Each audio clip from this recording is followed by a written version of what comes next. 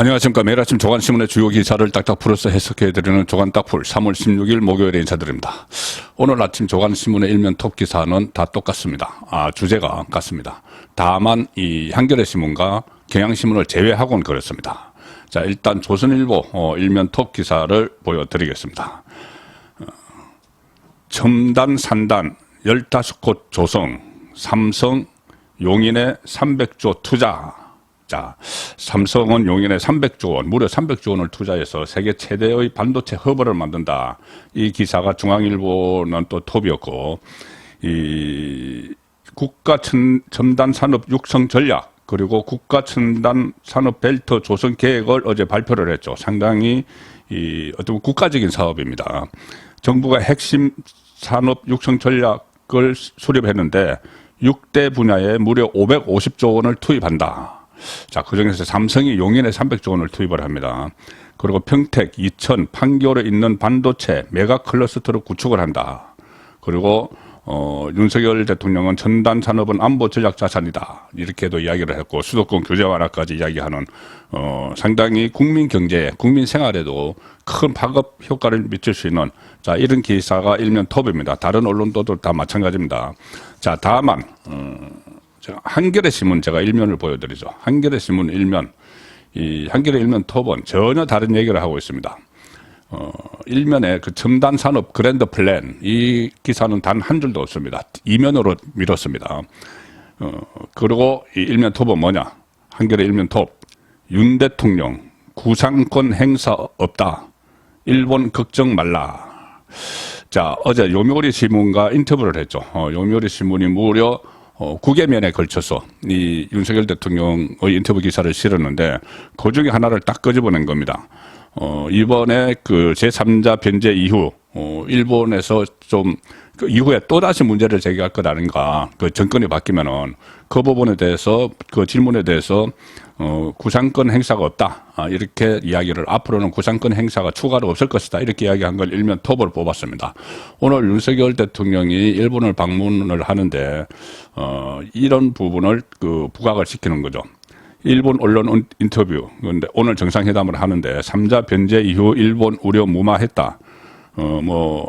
요구는 없이 일본 맞춤형 발언만 했다. 대법 판결 65년 한일협정과 모순된다. 그리고 이렇게 어쨌든 이 부정적인 면을 계속 부각을 시키고 있는데 오늘 일본을 방문하는 날까지 조금 전에 말씀드린 그런 중차대한 첨단 산업 국가 과제인 첨단 산업 그랜드 플랜, 이것은 아예 뒤로 돌리고 이 부분을 일면 톱으로 꺼내 들었습니다. 자, 어느 쪽이 정말 국익을 위한 그 기사를 싣고 있는지, 물론 국익에만 다 따라서 할 수는 없죠, 언론이. 그렇지만 국민이 어느 쪽에 더 관심을 갖고 보는지, 독자가 어느 쪽에 더 관심을 갖는지, 그런 부분은 좀 감안을 해야 될 것 같습니다. 조선일보는 오면에서 한일 정상회담의 그 긍정적인 측면을 부각을 하고 있습니다. 한겨레 신문은 일면 톱에서 이렇게 어떤 비판을 하는 이런 기사를 실었지만 조선일보 오면 기사는 제목은 이겁니다. 한일 수출 규제 해제 논의. 그때 대법원 판결 이후에 문재인 정부 때 김명수 대법원 판결 이후에 상당히 수출에 규제가 있었죠. 그 해제를 논의를 하고 미래준비위원회 발족한다. 윤 대통령 기시다 총리 오늘 도쿄에서 정상회담. 지난 정부 때 최악으로 치달았던 양국 관계를 정상화하기 위한 서툴 외교 복원에도 나선다. 그리고 한일 정상은 오늘 도쿄에서 정상회담을 한 후에 공동 기자회견을 합니다. 그런데 보통 양국 정상이 회견을 하고 나면은 공동 선언이 나오죠. 그런데 공동 선언은 이번에는 내지 않기로 했습니다. 왜 그러냐면은 문재인 정부 5년 동안 워낙 이 한일 관계가 경색이 됐고 불신이 가중된 상황에서 양국 정상이 처음 만나는데 거기서 어떤 정제된 공동 선언을 나오기는 어렵다. 자, 이것이 대통령실의 설명입니다. 그리고 기시다 총리 지금 이재명도 그렇고 민주당 계속 그 이야기를 하고 있죠. 한겨레 경향신문도 마찬가지인데 왜 다 주기만 하느냐, 받는 것은 없지 않느냐. 자, 이야기를 하는데 오늘 그런 부분에 대해서 또 일본 쪽에서 양보하는 그런 그 방안들도 나올 수가 있습니다. 그래서 조선일보는 예상하기로 기시다 총리는 정상회담을 통해서 강제징용 판결에 대한 보복 조치로 시행을 했던 반도체 소재 3종, 그때 대한 수출 규제를 했죠. 그것을 해제하겠다는 방침을 밝힐 것으로 보인다. 또 기시다 총리가 일본의 수출 관리 우대 대상국인 화이트리스트에 그때 한국이 제외됐죠. 문재인 정부 때. 한국을 다시 포함하는 조치도 조속히 추진하겠다는 로드맵을 밝힐 가능성도 있다. 자, 이렇게 어쨌든 윈윈하는 양국이 윈윈하는 그런 회담이 지금 기대가 되고 있습니다. 그렇지만 이걸 민주당에서는 특히 이재명 사법 리스크에 몰려있는 이재명은 이것을 위기 탈출의 기회로 삼고 있죠. 그래서 뭐 처음부터 이것을 삼전도의 굴욕 여기에 비유를 해서 계속 연일 각을 세우고 있습니다. 자, 그래서 오늘 이것에 대한 이재명은 그럴 자격이 없다고 하는 칼럼을 하나 제가 소개를 드리겠습니다. 동아일보 오피니언면에 실린 김순덕 칼럼, 김순덕 대기자죠. 김순덕 칼럼인데 제목은 이재명은 죽창가 외칠 자격 없다. 죽창가. 그때 문재인 정부 때 그 갈라치기 할 때, 국민을 갈라치기 할 때 친일 반일 하면서 조국의 죽창가 이야기까지 했었죠. 이재명은 죽창가 외출 자격 없다. 기사는 이렇게 시작됩니다. 칼럼이죠. 마침내 이재명 더불어민주당 대표가 때를 만났다. 사법 리스크와 대표적 사퇴 요구에 시달리던 그가 일제징용 제3자 변제 방식이 발표가 되니까 살 길을 찾은 모양이다. 정부 배상안 발표에 흔쾌히 박수치는 국민은 물론 많지 않다. 그러나 언제까지 과거사에 매달려 일본과 원수처럼 살아야 하느냐는 지적도 적지 않다. 자, 그리고 여러 가지 해결책을 내놓아야 하는 게 정치인데 우리나라가 과거 대통령들은 너무 쉽게 반일 감정을 자극해서 지지율만 반짝 올리고 국익은 외면했다.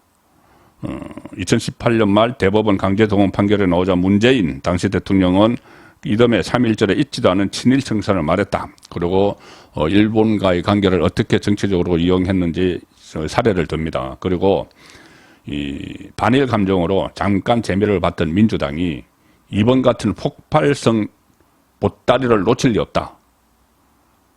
그러나 다른 사람이면 몰라도 이재명은 일본의 사죄와 반성을 요구할 자격이 없다.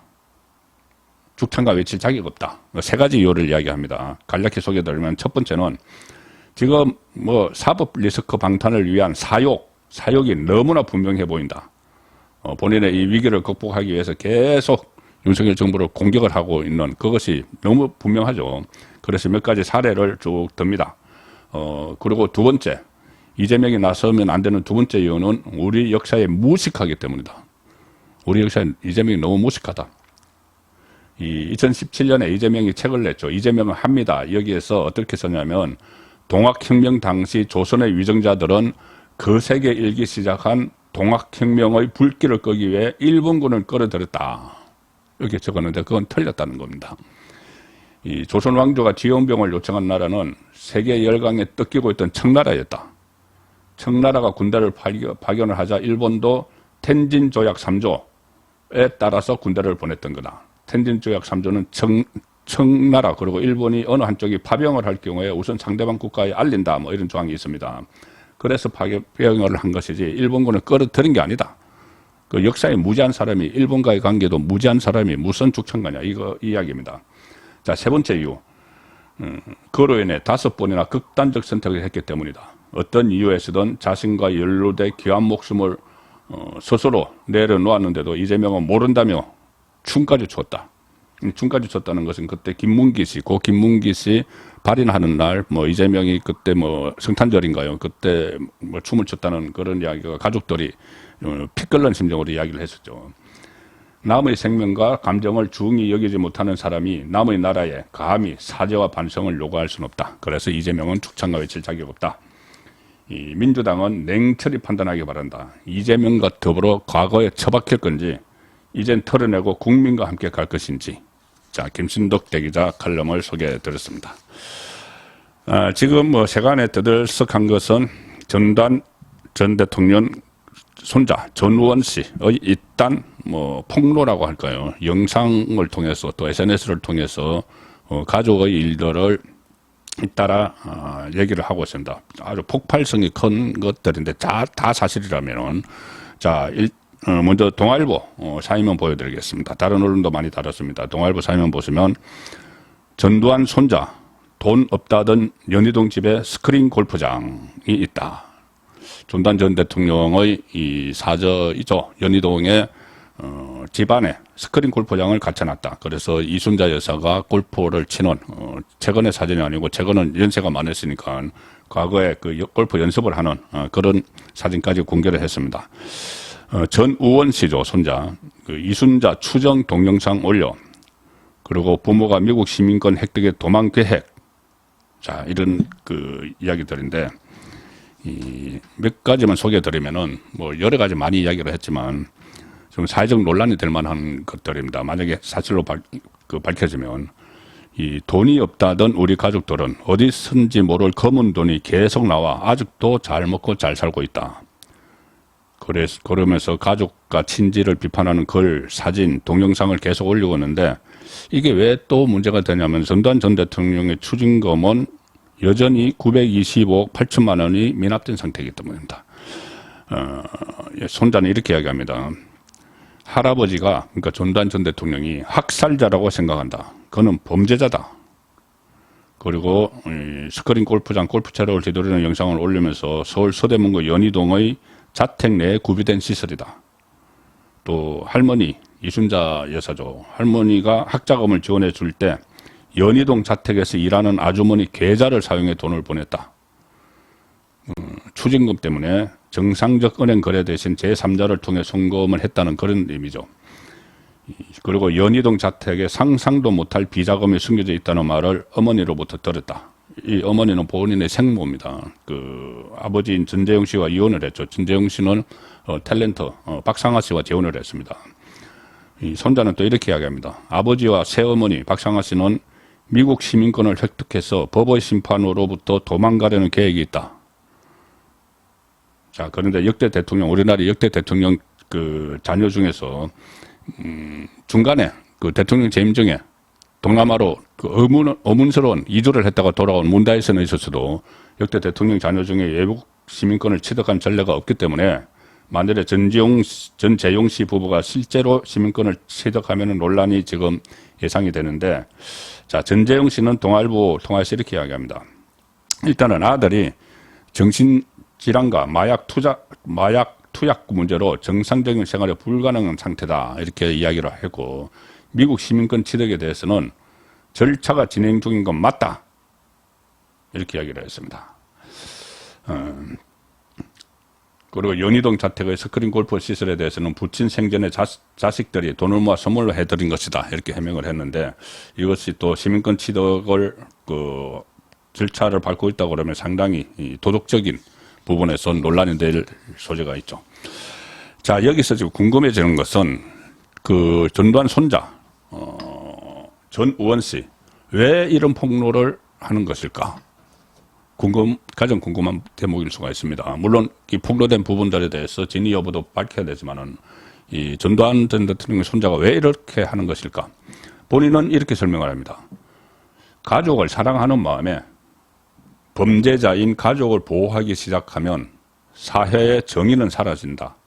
이렇게 다소 좀 모호한 말을 하는데 사회 정의를 위해서다. 뭐 그런 이야기인데 오늘 디지털 타임스 그 인터넷 언론이죠. 디지털 타임스가 오늘 아침에 새벽에 이런 기사를 냈습니다. 이것을 분석을 했는데 이 전우원 씨의 말을 해석을 하면서 분석을 했는데 제목은 이겁니다. 디지털 타임스. 전두환 손자 폭로 발언 이유는 종교?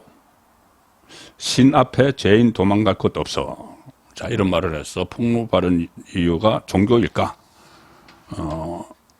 어느 정도 설득력이 있는 그 분석 기사에서 소개를 드립니다. 전우원 씨가 KBS와 전화 인터뷰를 통해서 이렇게 이야기했습니다. 열흘간 병원에 입원하면서 회개하게 됐다. 회개. 종교 용어죠. 그리고 신 앞에서 얼마나 창피한 존재인지 죄인이 도망갈 곳이 없다는 걸 깨달았다. 신 앞에서 얼마나 창피한 존재인지. 그리고 이 조부인 전두환 전 대통령에 대해 이 확살자라고 이렇게 칭한 이유에 대해서는 또 손자가 이렇게 이야기합니다. 죽음의 문턱에서 어떤 이유에서든 사람의 생명을 빼앗는 건 용납할 수 없는 일이라는 걸 깨달았다. 죽음의 문턱에서 본인이 극단적인 선택을 했다 이런 이야기도 했었죠. 그래서 전 씨, 그러니까 손자의 말을 종합해 보면 이번 폭로 배경에는 종교 그리고 부모가 원인이 된 것으로 추정이 된다. 실제로 그 손자의 인스타그램에는 잠언, 마태복음, 에베소서 이런 성경 구절 관련 게시물이 다수 올라와 있다고 합니다. 이 폭로 글하고 영상을 올리기 한 2, 3주 전에 다 업로드했다. 마태복음, 잠언, 에베소서 같은 성경 구절.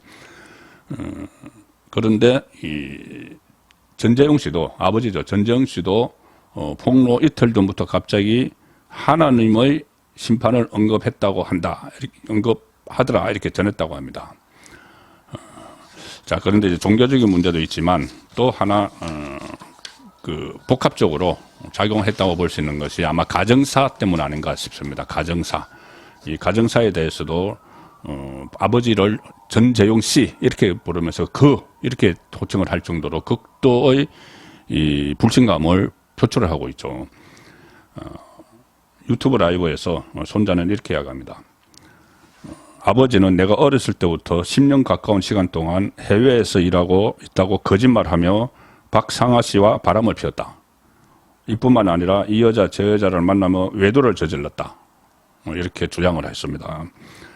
그리고 자신의 친모인 채모씨인데 A씨가, 이 기사는 A씨로 표현을 했습니다. A씨가 전재용 씨, 아버지를 전재용 씨 이렇게 부르는 거죠. 전재용 씨의 외도 때문에 암에 걸렸다. 어머니가 암 수술을 여러 번 하셨다. 어머님이 아프셔서 내 삶이 없어졌다. 내 어머니는 피해자다. 그리고 박상아 씨는 내가 학자금 대출 도와달라고 할 때도 더 이상 엮이기 싫다 하며 거절했다.